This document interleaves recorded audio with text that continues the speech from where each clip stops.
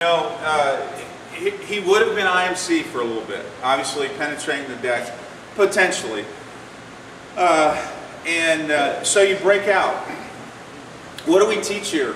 The bottom line is if you don't have at least 1,000 feet of altitude, it's straight ahead, 90 left, 90 right.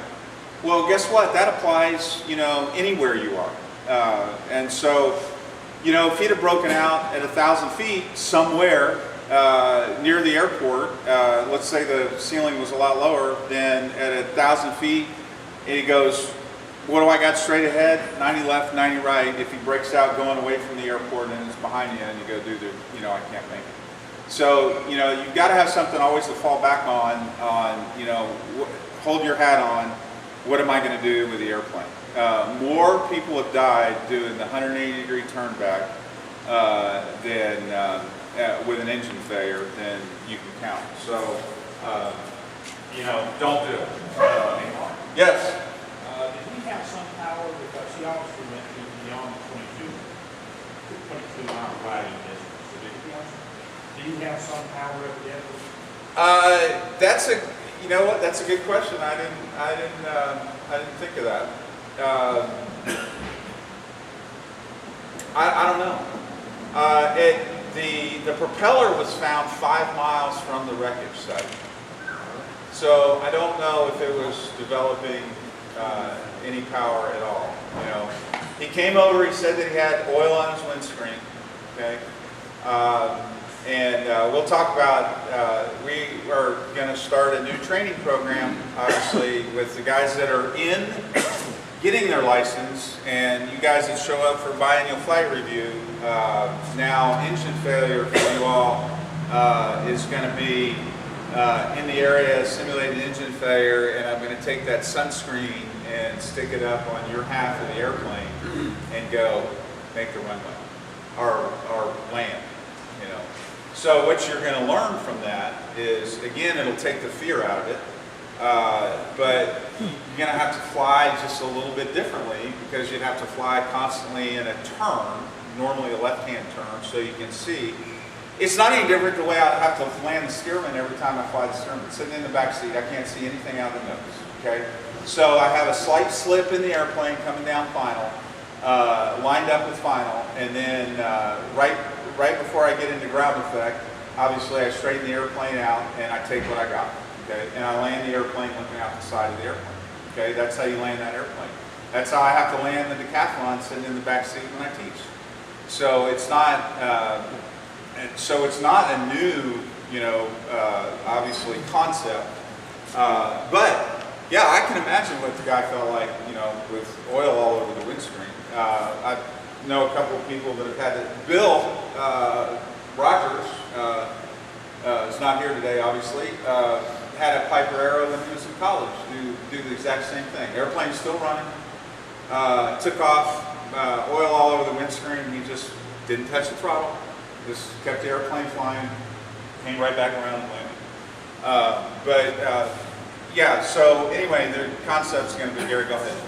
How much obscuration did he have on that? How much visibility did he have through that did they return? No, I don't know. See out the side. Well, I'm sure you can see out the side. The one guy that I know that had it happen to have a T-34, which is obviously a much smaller windscreen, it was just over the windscreen. Yes, there were streaks, but you could see out both sides of the windscreen.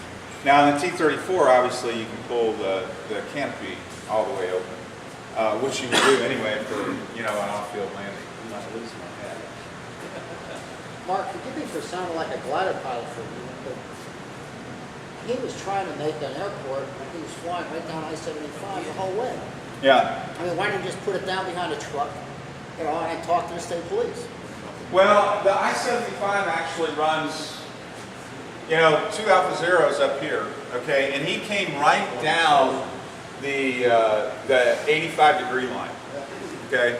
So he didn't, and I wrote that down. It's a good point. Is what, if there's nothing around, obviously interstate, water.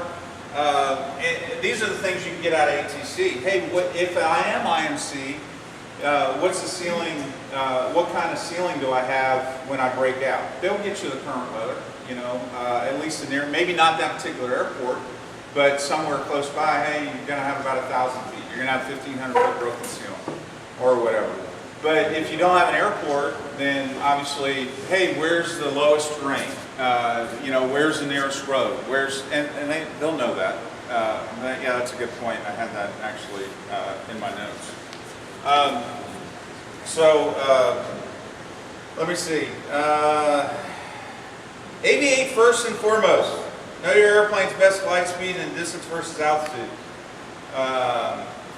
One of the things that I always do if I'm flying VFR, even if I'm IFR and I'm over top of an overcast, so I'm on an IFR flight plan but VMC on top, I constantly, again, staying situationally aware of where you are. I'll go to AWASs along my route of flight and listen to see what the ceiling is. So I know that if my engine craps out on me, what I got to work with when I get below it. So we had to take the decathlon up a number of years ago to the factory to have a fuel tank replaced, and I came back VFR, it was broken, scattered, broken, taken off out of Milwaukee, and then as soon as I got up above it, I mean, it was solid for the next 400 miles. And so I'm going, oh, thanks, you know. But, you know, all the way along, you know, just, again, AWAS to next AWAS to next AWAS, so I know what the weather is that I got to deal with if I lose the motor. You know, I'm just going to do best glide through the clouds until I break out and go, okay, this is what I got. If I'm lower than 1,000 feet, it's straight ahead, 90 left, 90 right. If I'm high enough, you know, I'll circle or try and find what I got. Enrique. If I am flying at the Capitol without IFR instruments and I have enough ceiling underneath, I spin the thing from the cloud all the way to the ceiling. Yeah, I used to do that, you know, obviously back in the World War II era. Yeah, absolutely. Okay, anybody got any questions on this? You know, the biggest lesson learned on that is, you know, aviate, navigate, communicate. It seems like the landing was pretty rough. I mean, it seems like if you would have just kept, you know, flaring out whatever you had. And just... Yeah, I'm gonna let Jason share part of that, but I'll tell you with what happened to him. But I'll just say that again, and I advocate when I'm doing training with the primary students that I've been flying with is, dude, you can't stretch a glide. You know, you go to best glide speed, and that's what you got, and you're going to take what you got in front of you. If it's trees now, then you're gonna land into the trees, basically flare into the trees, whatever it is, between two buildings, you know, a road, it doesn't matter. It looks like you might have stalled. That it does, absolutely. It looks like he, based on the snapshot picture in the newspaper, it looks like he was trying to get to that field and and the thing stalled. And I've never flown it, so I don't know what the stall characteristics are, or how violent it is.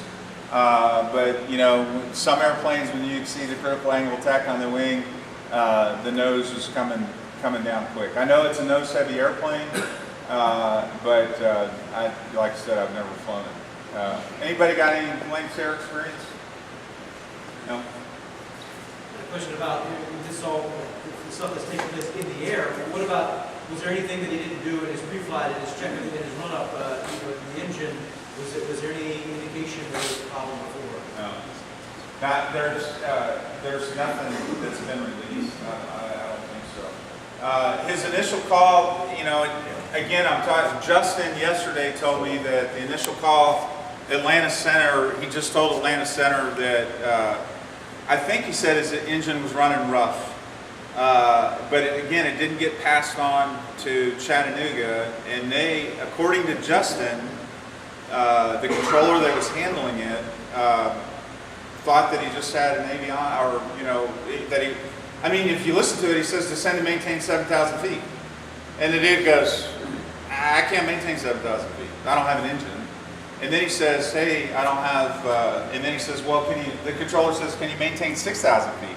He goes, no, I can't maintain 6,000 feet either. So he may have thought he was in a twin, and he lost an engine. But the controller is talking to everybody else, like, and my experience has been when you go Mayday, Mayday, Mayday, emergency, basically that frequency belongs to you. He tells everybody else to shut up, or he takes you to a discrete frequency, so he can. It's just between you and him, okay?